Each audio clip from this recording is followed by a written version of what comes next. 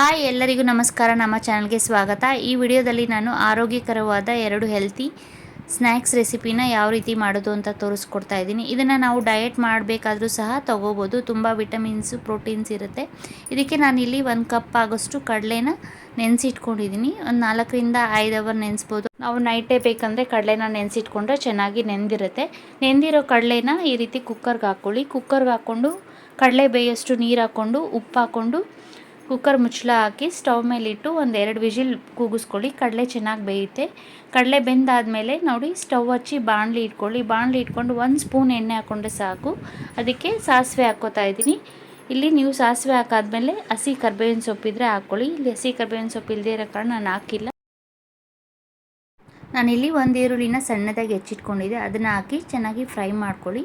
ಅದು ತುಂಬ ಫ್ರೈ ಆಗೋದು ಬೇಡ, ನಮಗೆ ಸ್ವಲ್ಪ ಹಾಗೆ ಕ್ರಿಸ್ಪಿಯಾಗಿ ಸಿಗಬೇಕು. ಆ ರೀತಿ ಫ್ರೈ ಮಾಡ್ಕೊಂಡಾದ್ಮೇಲೆ ಇಲ್ಲಿ ನಾನು ಹಸಿಮೆಣಸಿನ್ಕಾಯಿ ಹಾಕ್ಕೊಂಡಿದ್ದೀನಿ 4ರಿಂದ 5.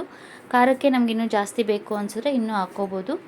ಹಸಿಮೆಣಸಿನ್ಕಾಯಿ ಹಾಕಿ ಒಂದು ಸ್ವಲ್ಪ ಹೊತ್ತು ಫ್ರೈ ಆದಮೇಲೆ ನಾವು ಕಡಲೆ ಬೇಯಿಸಿಟ್ಕೊಂಡಿದ್ದೀವಲ್ಲ ಅದನ್ನು ಹಾಕ್ಕೋತಾ ಇದ್ದೀನಿ. ಅದನ್ನು ಹಾಕ್ಕೊಂಡು 1ರಿಂದ 2 ನಿಮಿಷ ಚೆನ್ನಾಗಿ ಆಯಿಲಲ್ಲಿ ಫ್ರೈ ಮಾಡ್ಕೊಳ್ಳಿ. ಫ್ರೈ ಮಾಡ್ಕೊಂಡಾದ್ಮೇಲೆ ಇಲ್ಲಿ ಲಾಸ್ಟಲ್ಲಿ ನಾನು ಕೊತ್ತಂಬರಿ ಸೊಪ್ಪು ಹಾಕ್ಕೋತಾ ಇದ್ದೀನಿ. ಕೊತ್ತಂಬರಿ ಸೊಪ್ಪು ಹಾಕಾದ್ಮೇಲೆ ಚೆನ್ನಾಗಿ ಮಿಕ್ಸ್ ಮಾಡ್ಕೊಳ್ಳಿ. ಮಿಕ್ಸ್ ಮಾಡ್ಕೊಂಡಾದ್ಮೇಲೆ ಇದಕ್ಕೆ ನಾನಿಲ್ಲಿ ಹಸಿ ಕೊಬ್ಬರಿನ ತುರಿದು ಇಟ್ಕೊಂಡಿದ್ದೀನಿ. ನಾವು ಬೇಕಾದರೆ ಒಣ ಕೊಬ್ಬರಿನೂ ಸಹ ಹಾಕ್ಕೋಬೋದು. ಇದಕ್ಕೆ ಇಲ್ಲಿ ನಾನು 1 ಸ್ಪೂನ್ ಆಗೋಷ್ಟು ಧನಿಯಾ ಪೌಡ್ರ್ ಹಾಕ್ಕೋತಾ ಇದ್ದೀನಿ ಫ್ಲೇವರ್ಗೋಸ್ಕರ. ಮತ್ತು ರುಚಿಗೆ ತಕ್ಕಷ್ಟು ಉಪ್ಪು ಹಾಕ್ಕೋತಾ ಇದ್ದೀನಿ. ನಾವು ಬೇಯಕ್ಕೆ ಆಲ್ರೆಡಿ ಉಪ್ಪು ಹಾಕಿರೋದ್ರಿಂದ ಕಡಲೆ ಬೇಯುವಾಗ ನೋಡಿಕೊಂಡು ಸ್ವಲ್ಪ ಉಪ್ಪು ಹಾಕ್ಕೊಳ್ಳಿ. ನೋಡಿ 1 ಸ್ಪೂನ್ ಧನಿಯಾ ಪೌಡ್ರ್ ಹಾಕ್ಕೊಂಡಿದ್ದೀನಿ. ಧನಿಯಾ ಪೌಡ್ರು ನಿಮಗೆ ಆಪ್ಷನಲ್ಲು, ಬೇಕಾದರೆ ಹಾಕ್ಕೋಬೋದು, ಇಲ್ಲಾಂದರೆ ಹಾಗೇನೂ ಸಹ ಮಾಡ್ಕೊಂಡು ತಿನ್ಬೋದು. ನಾನಿಲ್ಲಿ 1/4 ಚಿಪ್ಪಷ್ಟು ಹಸಿ ಕೊಬ್ಬರಿನ ತುರಿದಿಟ್ಕೊಂಡಿದ್ದೀನಿ. ಈಗ ಇದು ಫ್ರೈ ಆಗಿದೆ. ಈಗ ತುರಿದಿಟ್ಕೊಂಡಿರೋ ಹಸಿ ಕೊಬ್ಬರಿನ ಹಾಕ್ಕೋತಾ ಇದ್ದೀನಿ. ಕೊಬ್ಬರಿನ ಹಾಕಾದ್ಮೇಲೆ ಒಂದು ಸ್ವಲ್ಪ ಹೊತ್ತು ಫ್ರೈ ಮಾಡ್ಕೊಳ್ಳಿ.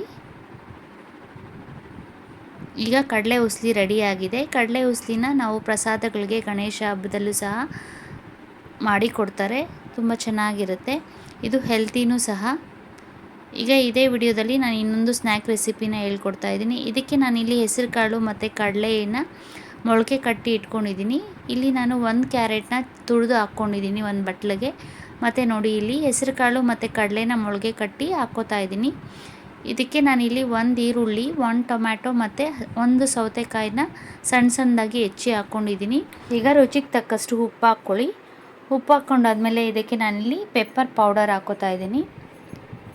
ಖಾರಕ್ಕೆ ನಾನಿಲ್ಲಿ ಪೆಪ್ಪರ್ ಪೌಡರ್ ಹಾಕ್ಕೊಂಡಿದ್ದೀನಿ. ನೀವು ಬೇಕಾದ್ರೆ ಸಣ್ಣದಾಗಿ ಹಸಿಮೆಣಸಿನ್ಕಾಯಿನ ಹೆಚ್ಚಿ ಸಹ ಹಾಕ್ಕೋಬಹುದು. ಈಗ ನಾನಿಲ್ಲಿ ಸ್ವಲ್ಪ ಕೊತ್ತಂಬರಿ ಸೊಪ್ಪು ಹಾಕ್ಕೊಂಡು ಚೆನ್ನಾಗಿ ಮಿಕ್ಸ್ ಮಾಡ್ಕೊಳ್ಳಿ. ಇಲ್ಲಿ ನಾನು ಮೊಳಕೆ ಕಾಳನ್ನು ಬೇಯಿಸ್ಕೊಂಡಿಲ್ಲ, ಹಸಿದೇ ಹಾಕ್ಕೊಂಡಿದ್ದೀನಿ. ನೀವು ಬೇಕಾದ್ರೆ ಬೇಯಿಸ್ಕೊಂಡು ಸಹ ಹಾಕ್ಕೋಬೋದು. ಲಾಸ್ಟಲ್ಲಿ ನೋಡಿ ನಿಂಬೆ ರಸ ಹಾಕ್ಕೊಳ್ಳಿ. ಹಾಕ್ಕೊಂಡು ಮಿಕ್ಸ್ ಮಾಡಿಕೊಂಡ್ರೆ ಹೆಲ್ತಿಯಾದ ಮೊಳಕೆ ಕಾಳಿನ ಸಲಾಡ್ ರೆಡಿ ಆಗುತ್ತೆ. ಇದಕ್ಕೆ ನಾನಿಲ್ಲಿ ಸ್ವಲ್ಪ ಆರಿಗೆನೋ ಪೌಡರ್ ಹಾಕ್ಕೊಂಡಿದ್ದೀನಿ. ಈಗ ಮೊಳಕೆ ಕಾಳಿನ ಸಲಾಡ್ ರೆಡಿ ಆಗಿದೆ. ಸೊ ನಾನು ಮಾಡೋ ವೀಡಿಯೋಸ್ ನಿಮ್ಗೆ ಇಷ್ಟ ಆದರೆ ಪ್ಲೀಸ್ ಲೈಕ್, ಶೇರ್ ಮತ್ತು ಸಬ್ಸ್ಕ್ರೈಬ್ ಮಾಡಿ. Thank you.